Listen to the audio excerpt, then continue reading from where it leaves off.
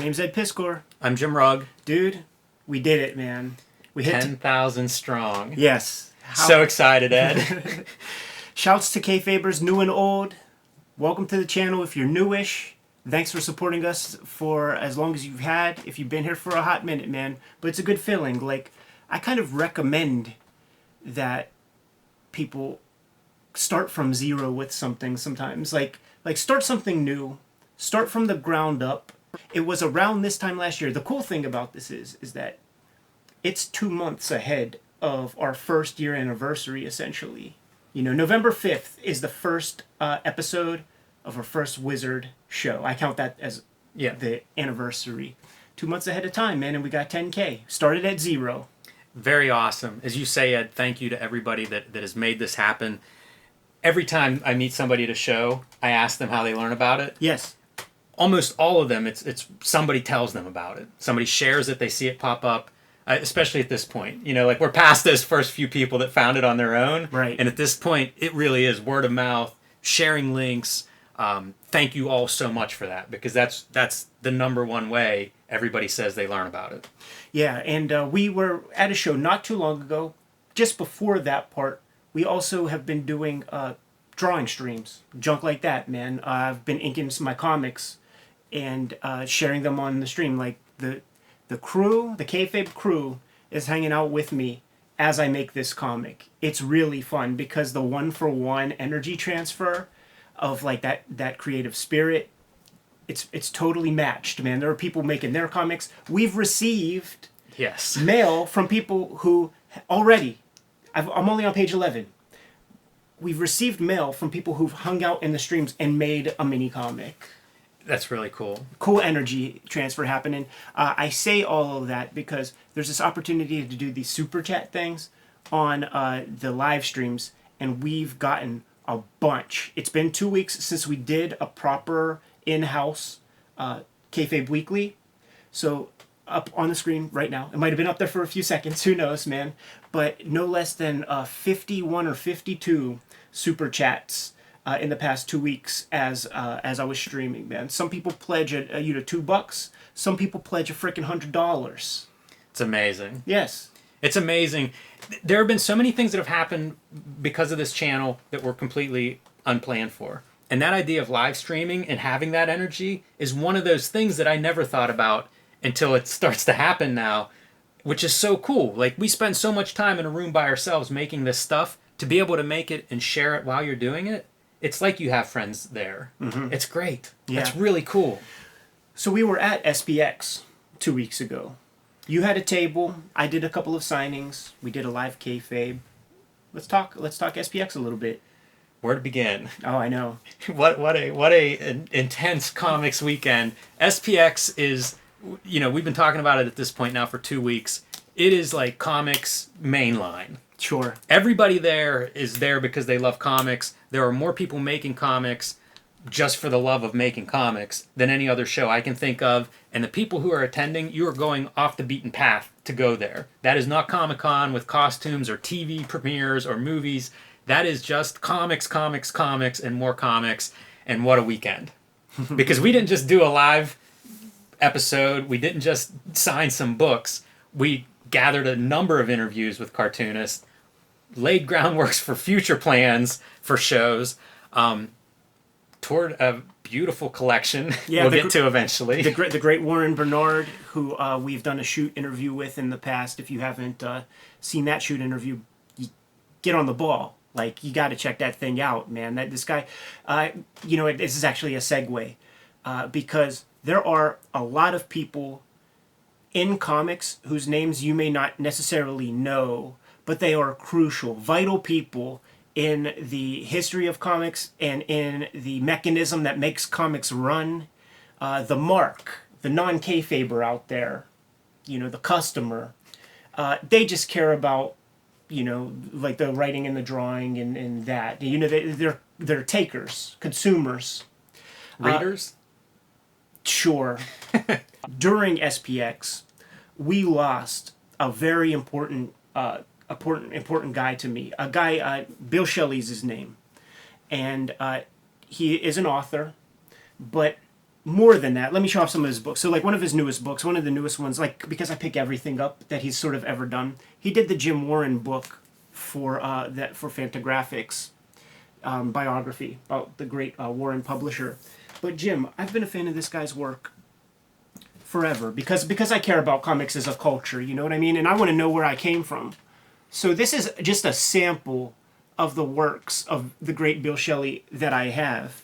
Founders of comic art, of comic fandom. Like this is like an encyclopedia of the people who made the first comic conventions, who made the first price guides, the first cosplayers, like the first people who made the first major important fanzines. Yeah, comics may not have survived without fandom. Certainly would not look the way comics do today in terms of the industry, the medium. The fandom of today would not exist without that generation or two. Right. So we lost him this past weekend. During SPX, and it was a crushing blow because it was so unexpected. Bill Shelley's work is incredibly important to me.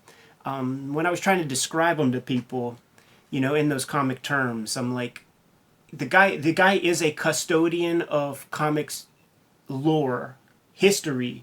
And we lost a lot of that with him. You know, he couldn't get it out of his brain fast enough onto paper so that we could enjoy it. Like, for every book there is, I must have heard 5 stories. And it's a sad, sad day. He's like, I said, like Uatu the Watcher. You know what I mean? Like, he's a custodian of this info. And now we've lost a big segment of it because he just couldn't get it out fast enough. And it was a shock. It was a surprise. When I was going to do my signing at the Fantagraphics table, somebody was picking up a Bill Shelley book from Fantagraphics. And that's when I was saying, I'm talking with Gary Groth, the publisher of Fantagraphics, and I'm like, just kissing Bill Shelley's butt, essentially. I'm like, oh man, Bill Shelley, like, I love that guy. Like, everything he makes, I love. You know, the Kurtzman book, all this, blah, blah, blah. And he's like, Ed, what did you hear about Bill? And just the way he said it, I just like, my shoulders like slumped and I'm like, what happened, man? You know, what happened, Gary? He's like, he's dead. The guy died.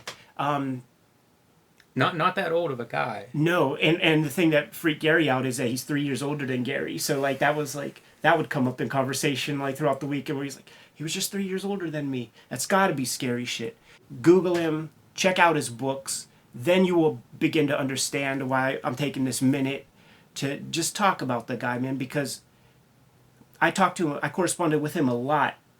He worked that way, like fandom worked that way in like the 50s and the 60s. So that was a part of his pathology, his neurology, you know, like he was a letter guy and will send you long ass emails and all of that stuff. And I could ask him anything. He has Apple V, man, with Frank Miller, you know, pre-Daredevil, Elektra comics and junk like that, you know, like I could ask him a million stories, and he's gone, and it's freaking sad, and it sucks, man. But you know, rest in peace. There's a way to continue like what he sort of set forth, and I'm not trying to be self-congratulatory or anything, but like, let's get interviews and let's meet people and let's get some real good stuff on the record so that we can have this stuff forever. So that, for instance, like some of the stuff that Jaime gave us in his shoot interview are stories that I've heard a lot of times that that you can't read.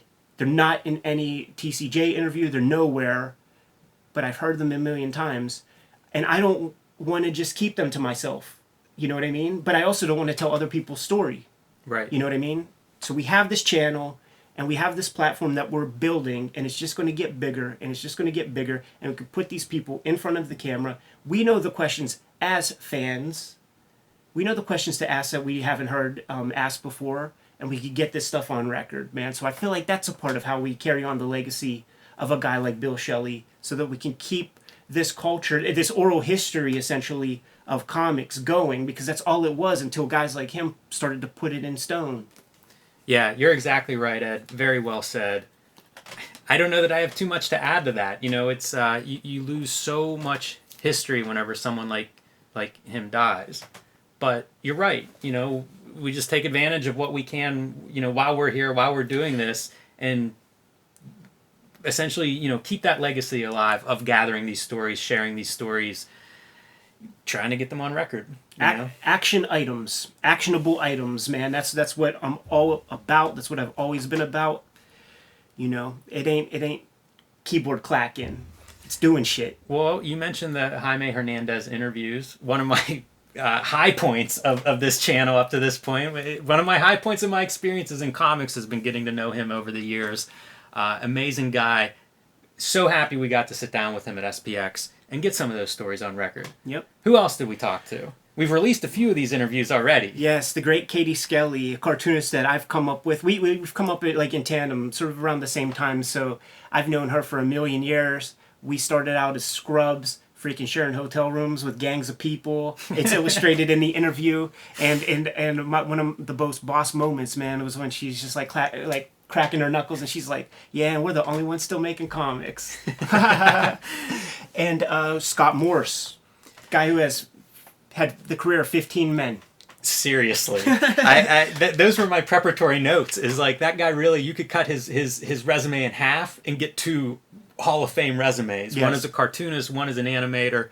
Great to sit down with him. Guy we've known for a long time through comics. Always a great guy, great talker, and it was fun to go through some of his history. Yeah. Talking about his early days self-publishing, getting into Image, worked with everybody. From Image and Oni to Marvel and DC on the comic side, and not to mention a lot of the animation stuff that he had to say. 15 years at Pixar, I believe he's coming up on. It was incredible. Really good. Yeah, it was really good for me to get some chronology. I've known his work, but I wanted to know some order with the material, man. The one outstanding shoot interview that we have to put out there, might put it out tomorrow, the 27th or whatever. Eric Reynolds, co-publisher of Fantagraphics. And we sat him down for an hour, got him away from the Fantagraphics table, and we were able to chat it up. One of the questions I had was, man, I saw your name in Indicia's in Fantagraphics books for a long time. Where the hell did you come from? Yeah, I'm happy to get him on for that exact reason, Ed. And I hope that we sit down with him again in the future. There's a lot of questions. It's a long history he has in comics, a very storied history. So just the beginning. Yeah, that's the thing. There's like another hour we could do with any one of these individuals. I have some takeaways though, from being at that festival and try to accumulate the shoot interviews and everything. Because I don't know if you felt it. Actually, I do know that you felt it, but I'm kayfabing right now. Things are different now. That the YouTube channel has been created. Okay. What I was expecting to do when I went to SPX was I'm just going to hit the floor, and I'm going to go to this guy and set something up. I'm going to go to that lady, set something up, and we're going to have this beautiful flowing schedule of shoot interviews that we're going to accumulate. Jimmy, I couldn't move 10 feet, man, without somebody coming up. It was super cool. It was really awesome. And, with success breeds envy, man, so there was some stink eyes, and God damn it, it's almost like I paid people to come up to me in front of those douchebags. That was awesome. Every 3 paces, I'm getting a new book from somebody, I'm shaking somebody's hand, I'm talking to somebody who has Dragon Chang on the way, they're tracking it from their eBay purchases. You know what I'm saying? I do indeed, yes. The community around Kayfabe is growing in a way that I kind of was unaware of, in concept. I'm like, this is clearly, numbers don't lie. We have all these subscribers, we're selling all these shirts, all this stuff there's metrics. But essentially, Jim, SPX is only the 3rd time we've left the house since we've started the channel. And it seems markedly higher than when we were at HeroesCon. Yeah, it's interesting. Each of the events that we've gone to has been a little bit different. Yeah. So Heroes, practically a home show. Yeah. I feel like I love that show. I've been doing it. We've been doing it for a while. We have fans there. It went well. Great. Very different Halifax. Yes. Totally different environment. Also performed well. And SPX, yet another different crowd. You think of we're covering, one of the big chunks of this channel is covering 90s Image and Wizard and things. Could not be more far removed than what I think of as SPX crowd. But, comics have gotten to this point where there are comics for everybody, every kind of comic you can imagine, and we touch on so many different kinds, but I wasn't sure how it was going to go. And it went great. As you say, I had a blast all weekend. I must have talked to, 1,000 people or something, and it's awesome. It's one of the topics that came up in a lot of conversation were comic book shops. We've been talking about comic book shops, whether it's to order our books, to track down stuff we're talking about, or just general love of comic shops. And so many people would come up and tell me about their shops or what they bought at their shops, based on stuff they saw on the show.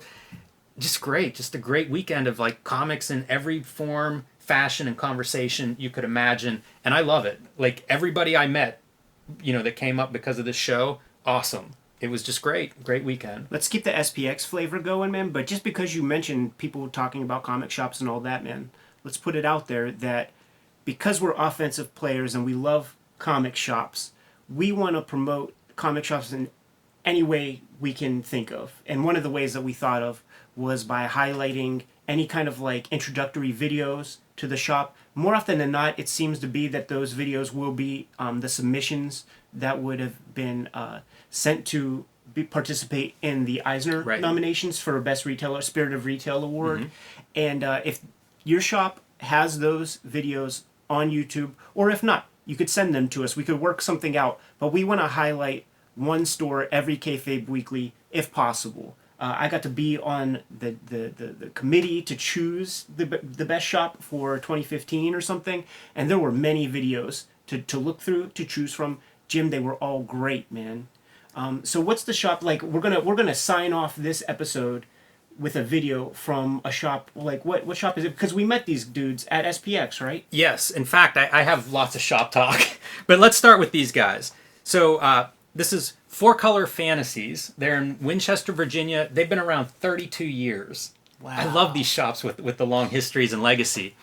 In addition to being a shop that we highlight on this episode, I'm doing a signing there October 26th. It's a big Halloween party, and it'll be in conjunction with Street Angel Deadliest Girl Live release. We're actually going to get them a couple days early for this because it's a Saturday event. This is a store that I was following kind of organically. I follow a lot of shops through social media because I see videos or I see something that they're doing. It draws my attention. So this is a shop that I had known about for a while, and basically we were following each other. Yeah. And I would meet these guys at shows. I met them at Heroes Con, not just this year, but past years. And so that's something I want to call attention to right now because I did meet a number of shop employees or owners at SPX, and I love that.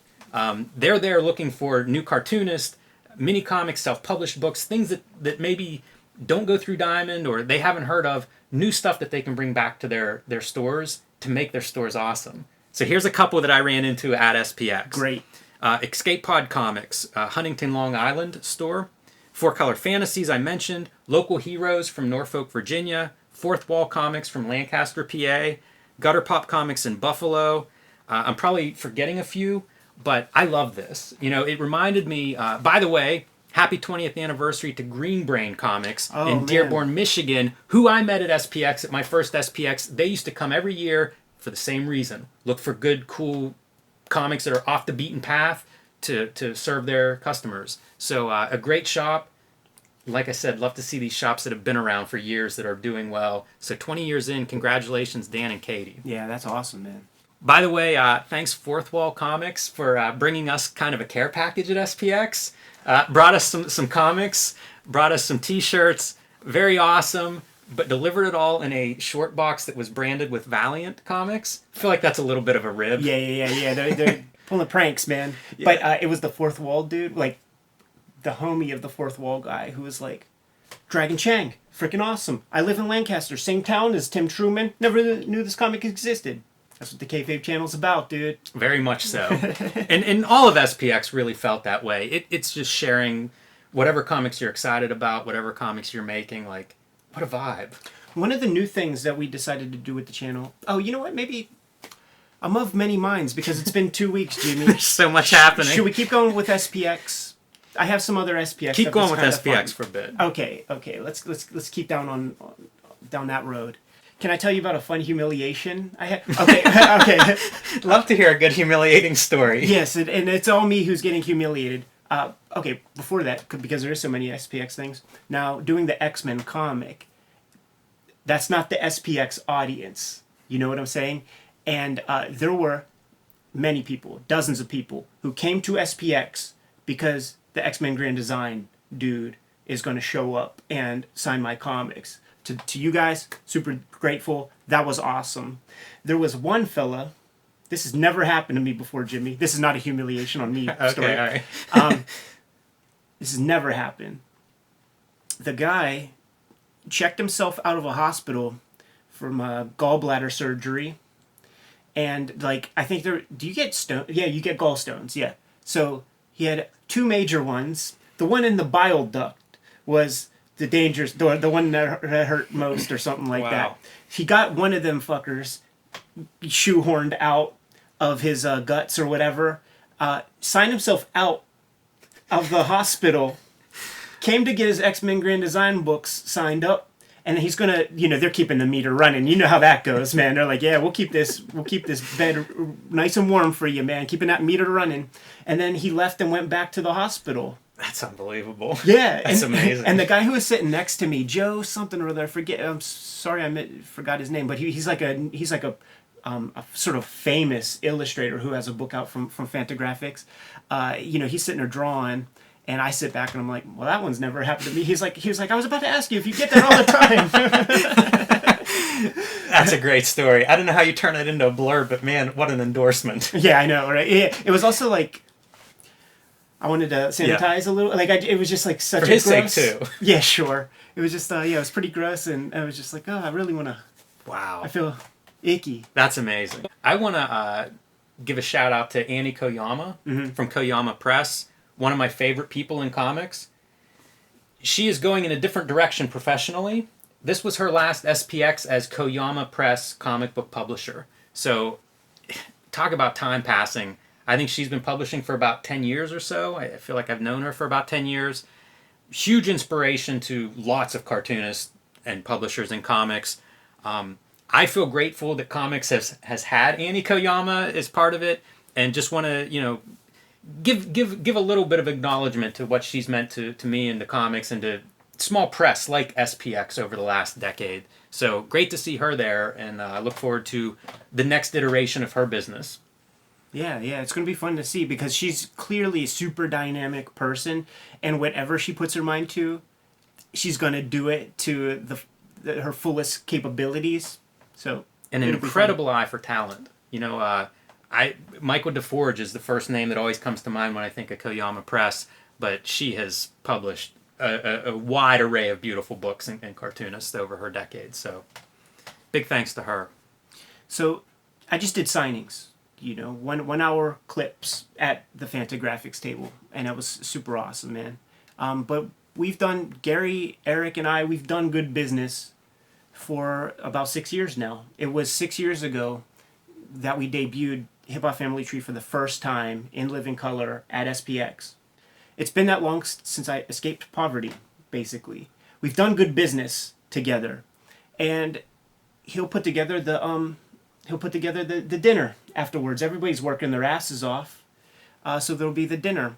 And because I'm like one of the more young people, Carol Tyler's there. Like there's like more senior Fantagraphics people. I just defer to them and kind of like watch. So it's like I'll sit wherever I sit. Like if everybody's jockeying for position, I'll just take whatever chair is available. So I always get put at like the little kids table. You know what I'm saying, man? Every time there's somebody like who invites their whole crew, friends, family, whatever. That always happens, man. I never do that. Like we break off, right? Like I'm like, I don't feel right about that.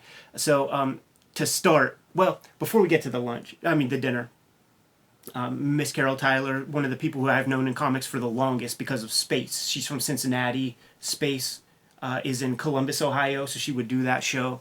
And I've known her work from Weirdo when I was a little dude. Always been super nice. And she's Fantagraphics through and through, so she's a part of the dinner. And we step outside, and Chris Ware is there.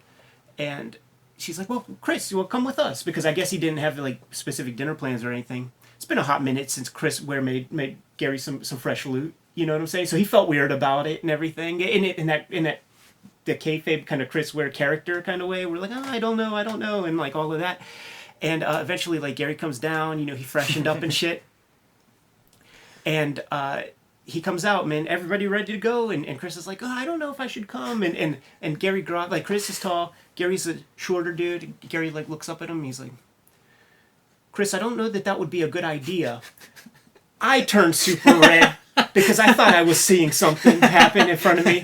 So you know, Chris Ware like melted in front of me and was about to start walking again. And Gary's like, I'm just playing, let's go. So that was like the start of the thing.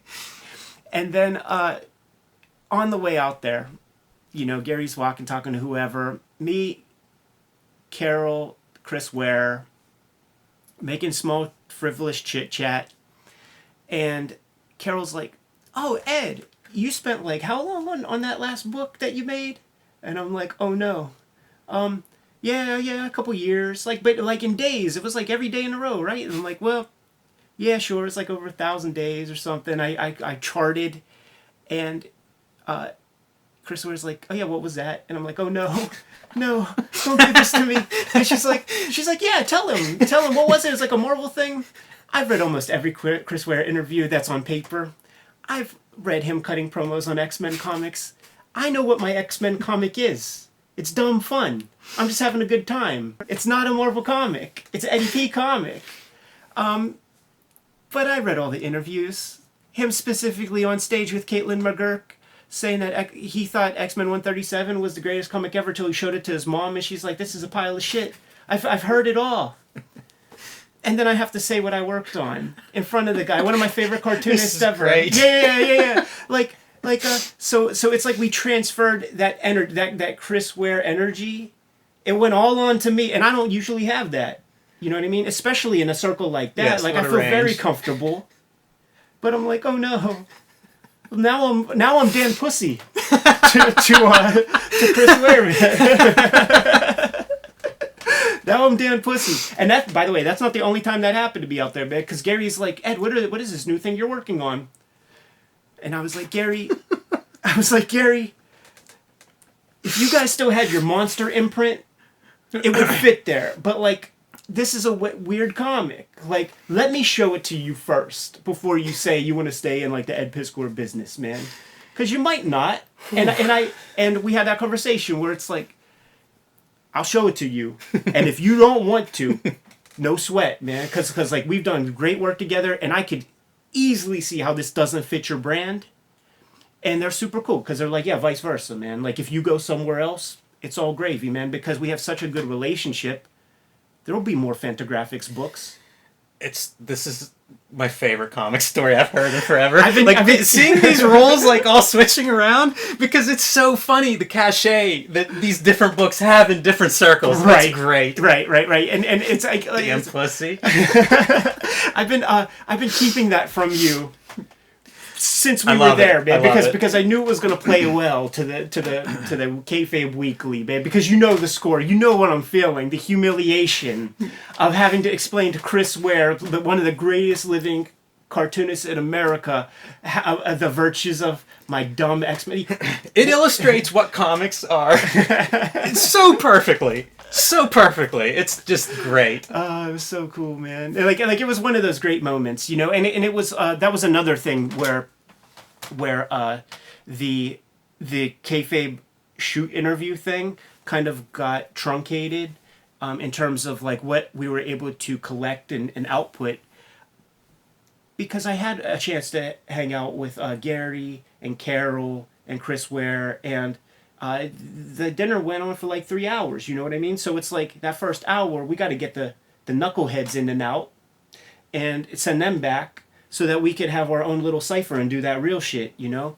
And that's another hour and a half where we're sitting there and having those like amazing conversations that it's not that it's Chris Ware. Like, you think he wants to be on camera? Yeah, you did nothing wrong there. No. You know, you're not going to these things just to shoot video. No. Like there's no value you can put on this stuff. Yeah. Like this is a big part. It's another example of what comics are. Like you get in comics, you have these experiences. Yes. These moments that are like impossible to plan ahead. You just find yourself sitting next to somebody great at dinner, and it's awesome. Yes. You just be in that moment. That has been one of the requirements to get me to leave Pittsburgh, is to have a real, honest-to-goodness human moment. You know, like, and it could be as simple as a really cool museum in town, wherever the fuck I'm going, or it could be, you know, Dan Frega giving me the holographic Extreme Studios tour in Orange County, showing me every studio that Rob Liefeld had. I like to think of the Dan Frega tour and the Chris Ware dinner. Kind of the same. That's the spirit of Cartoonist Kayfabe, man. We're down with Rob Crumb. We're down with Rob Liefeld. Everybody else could kiss our asses, man. If you ain't down, if you're not down, you gotta go somewhere. Yes. Yeah, so I've been saving that one up, dude.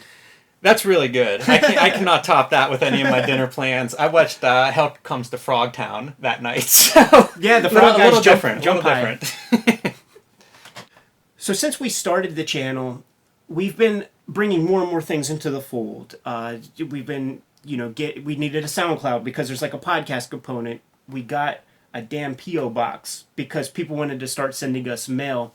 And apologies, it's taken us quite a while to figure out how to make the mail thing work so that we could show things off and all of that. So what we've decided to start doing is live streaming the unboxing of all the mail that we got.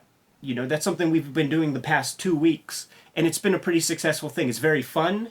Sometimes we get people's doubles. They'll send us their doubles, and we'll want to filibuster about the comics that we're looking at. Sometimes we don't know or have never heard of some comics, and to have the live stream chat right there is amazing because we need you guys to like fill in the gaps in our knowledge. We're just two dudes, you know, and we know what we know. This show has shown me what I don't know. Totally. You talk about exposing those holes, but as you say, Ed, having the Kayfabe community there to fill those in has been amazing. Like it's the same thing that we're doing, they're doing back. Totally. It's and that's the other thing from SPX, man. The people who have come up to me, who gave us comics. A lot of people who gave us comics when we have that SPX Hall thing.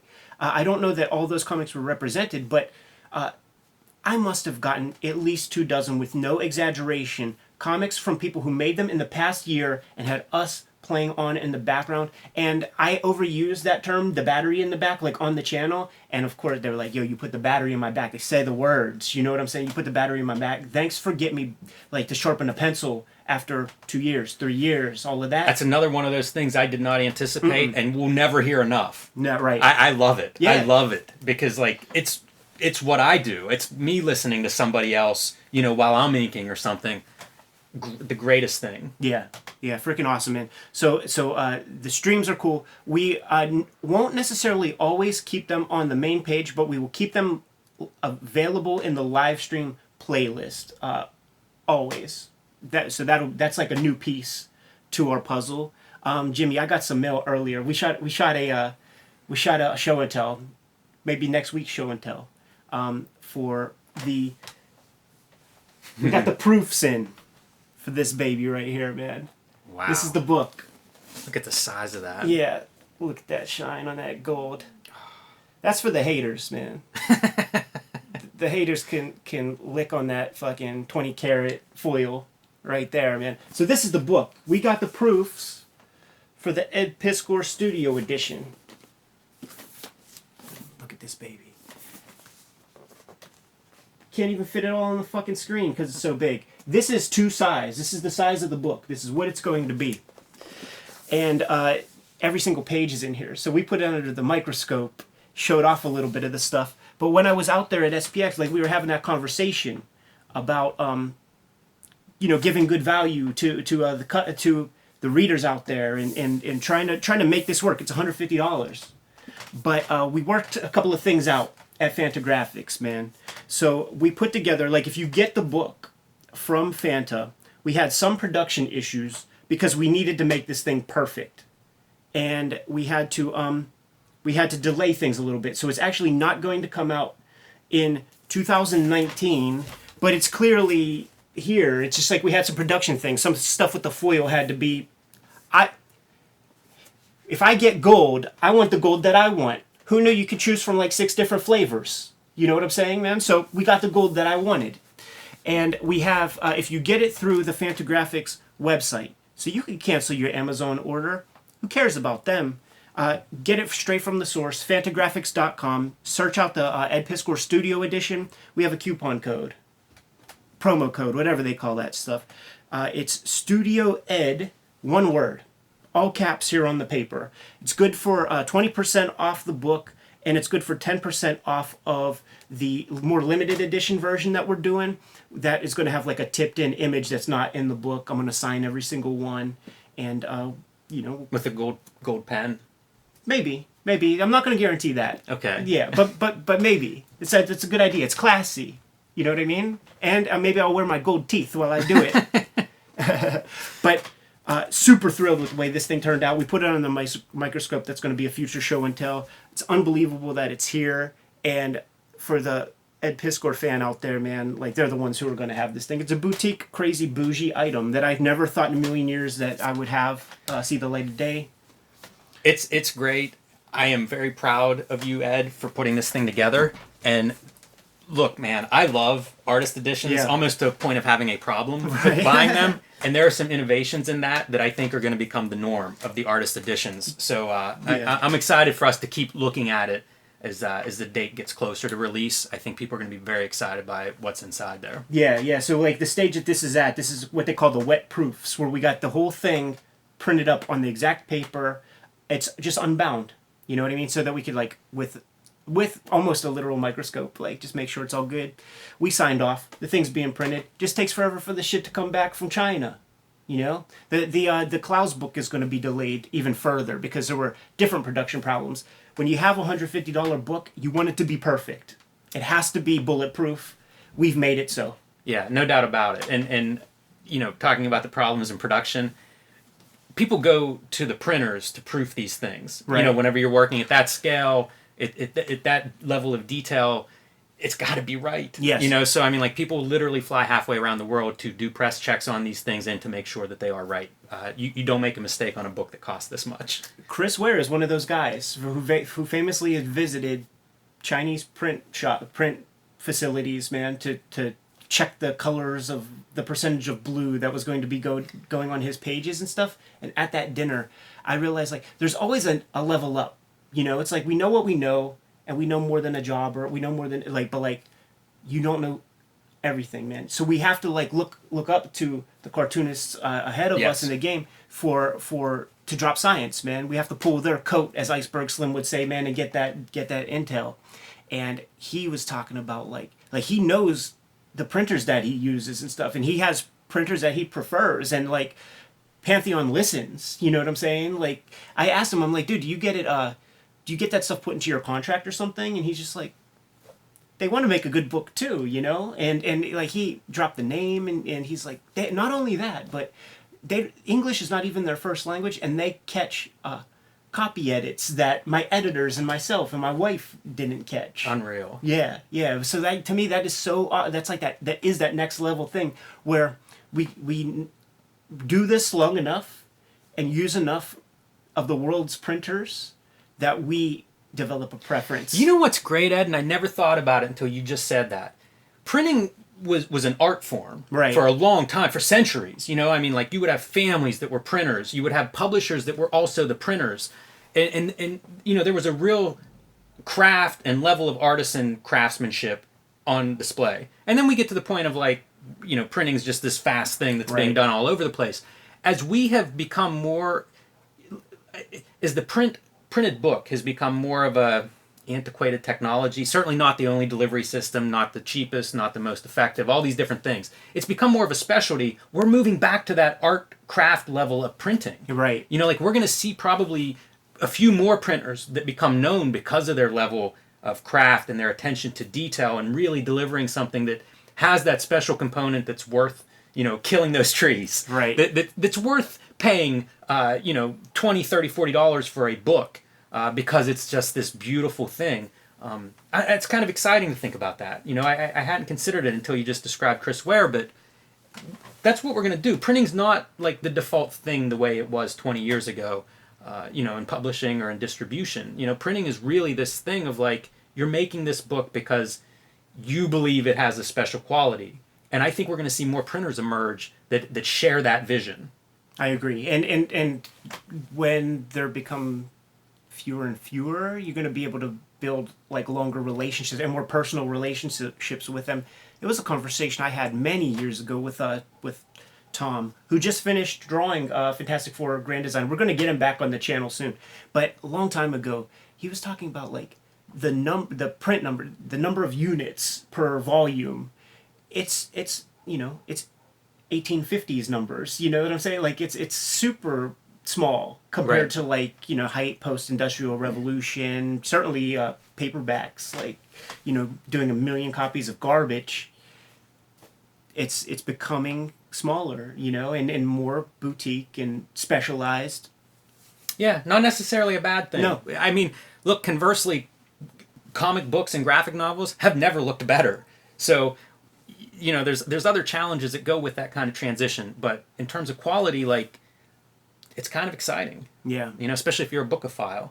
Hey, I have a couple of stories related to SPX and comics and the Kayfabe channel that I just thought of that I think are worth sharing. Hit them. So I met a cartoonist from Mexico City at SPX. Mm-hmm. Jose Munoz does a comic called Yon Kuma about bear wrestling. Mentioned him on the SPX Hall. But we kind of talked very briefly at SPX, but have been emailing since. And so he's giving me like reports on the comic scene in Mexico City. And it's amazing because it's a spectrum, as you would expect. There's small press. There are some federal art grants now for both new cartoonists and established cartoonists. There are guys who are freelancers who are working for Marvel and DC and stuff. They have Comic-Con. So pretty interesting, getting information of what's exciting, who's exciting, what books to track down. While I'm having those email exchanges, the New Dimension basement sale was this past Wednesday. I go to that basement sale. I'm pulling out comics, for my list, whatever. A guy comes up to me from London. His name was Adam.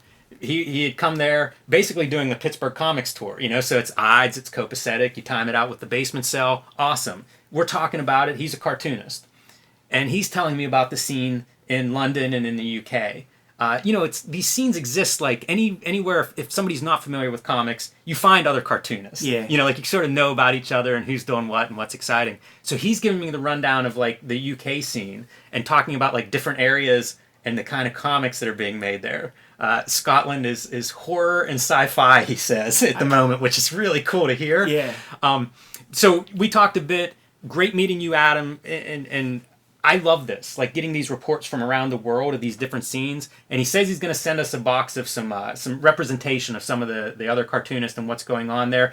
And kind of covered a lot of ground in a little bit of an exchange. Talked about how Kickstarter is a huge thing in London and in like the small press scene there. Makes sense. It's a smaller publishing industry, I guess, than what we have here. So that's one of those options. And it's almost it'd almost be a status associated with what level you're at, depending on your Kickstarter success and history. So very cool to have that connection, because I'm interested in I just want to know about comics. I want to see the best comics. I want to know about them. Totally. I want to be aware of these exciting cartoonists. So it's really cool to be like connecting with people from pretty far away, and hearing what's going on in these different areas. And so that's been kind of a surprise for me from SPX, but shocked to have somebody from London tap me on the shoulder in the basement. Jimmy, we're going even further, man, to accumulate some footage and some reports and some comics knowledge, man. I'm heading to Japan in like 2 weeks, dude. In fact, check this out.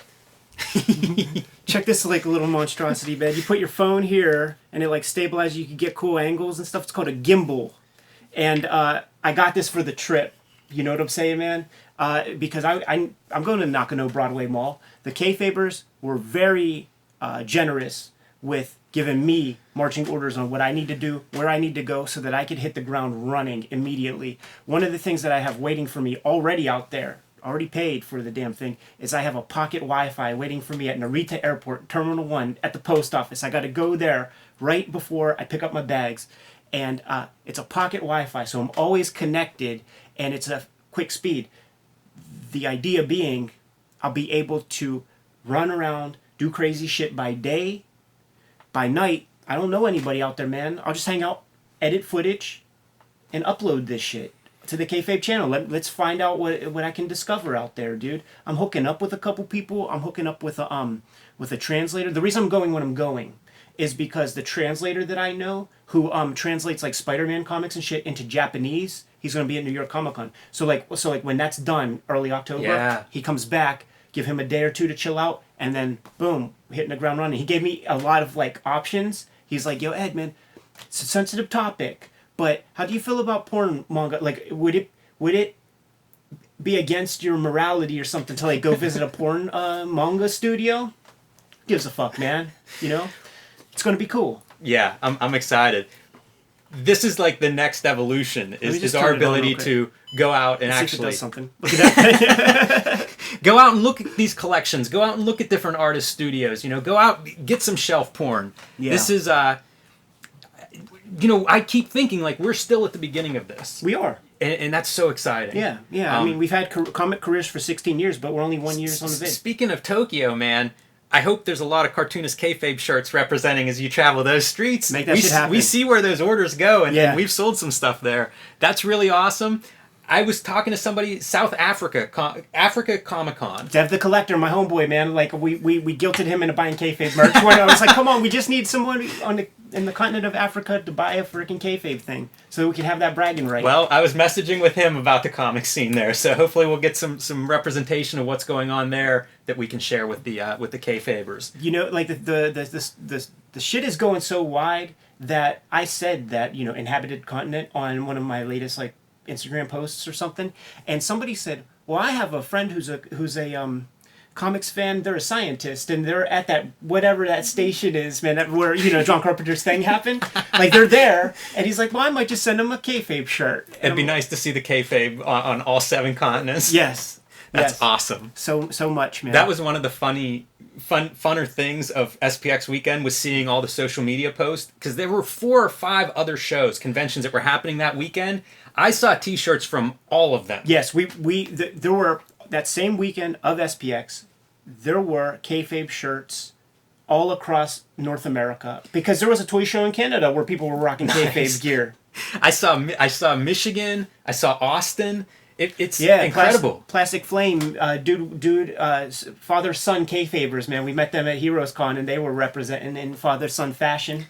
I love it. It's just comics love, man. But look at this fucking shirt. Like, this Yes. is probably like my favorite shirt, dude. When you showed me that design, I'm like, that's a smoker, man. Well, this comes out of SPX. So all you guys that are coming up talking about making comics while you're watching the show, this shirt is inspired by all of you. Yeah, I love It's not just Great read design. more comics, it's make more comics. Yeah. Actionable items, man. Action items. We do shit.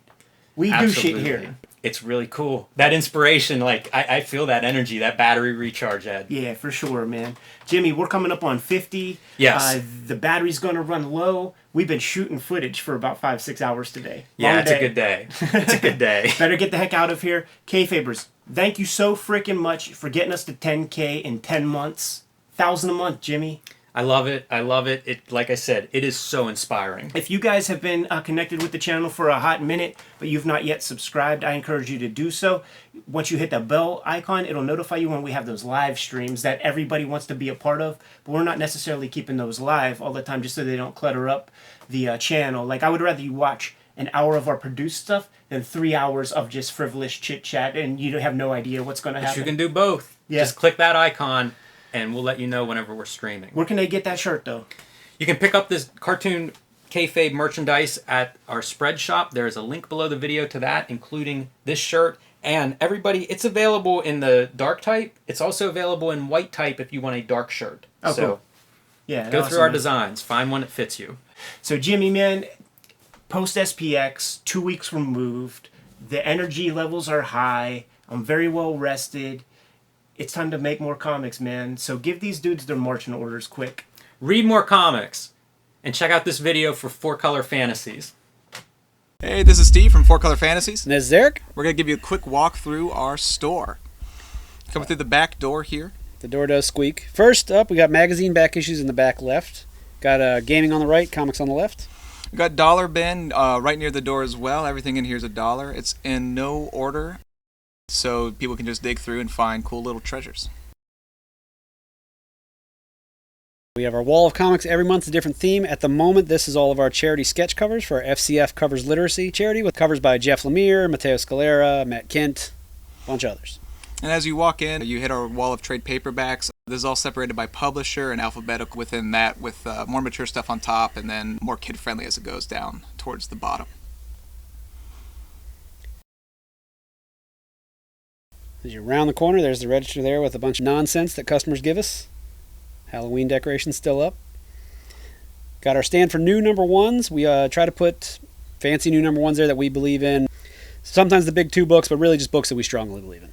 And over here, as you go through the corner, we have some local artist merchandise on top of this little bookcase. A lot of this stuff is made by Paste Pot Pete.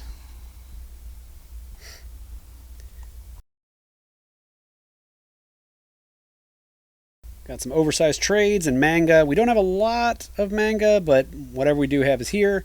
Try to carry some stuff just to kind of keep up to date. And we have a nice little bulletin board where people in the community can post cool little events and stuff like that. And then we also have our surprise eggs and grab bags. Eggs are $1 and you get some bag of some random stuff in the back. Over here we got realistic, horror, and fantasy. We try to divide up the new stuff by genre. Some stuff, squeaks over to different things, but overall try to keep them divided by genre. And then behind there we have our t-shirts. We have a lot of different ones. There's Katie. Hey, Katie. She does work here sometimes. She's confused. Yeah, she's trying her best. We also have games. All of the board games we carry, we have played. That way we can tell people about them. We try not to carry anything that we don't actively support. Also have some role-playing books down there on the bottom. Mainly the big stuff, D&D, Pathfinder, but we do try some new stuff out every now and then. We got some older stuff too. Got the minis and paints. Over here are some more of our back issues, some posters on the wall. There was another door out there to the front of the store. Tom, how'd he get in here? Yeah. Can't win them all. This is our all ages section. Everything in here is good for kids. There's a little dollar box there. They're all kid friendly. We are known for our back issue selection. We have over 60,000 individual back issues. They're all labeled and stocked, like a program to keep track of them. We have specially made cabinets that one of our customers made for us. Each one holds about 3 long boxes worth. We have special made labels that has the price. Anything over $12 we keep in the back. This is our new superhero comics section. It's our biggest shelf. We have Marvel on one side, DC on the other, independent stuff in the middle.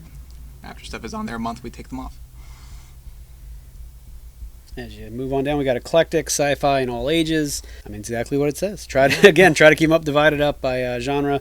Kids stuff to the right, eclectic on the far left. That way, eclectic can get a little mature. Try to keep it away from the kids stuff.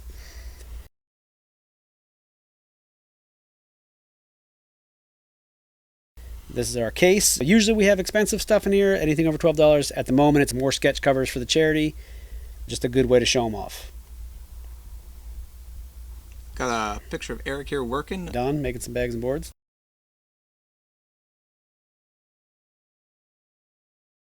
There he is. Yeah, there he is. I Good knew old he was Don. coming up. Man is good at what he does. Yeah, there's just some more views of the store as you're looking around here. We've been here for 30 years. We got a lot of great subscribers. Some people have been here for 32 years when we're at a different location. Try to keep them in alphabetical order, but this way subscribers, they always get what they are looking for, and they've got their own spot. They've come to rely on us. Hey, there's Steve. Yeah, I'm checking out one of our customers, Sean Kane. And that is it. Thank you, folks.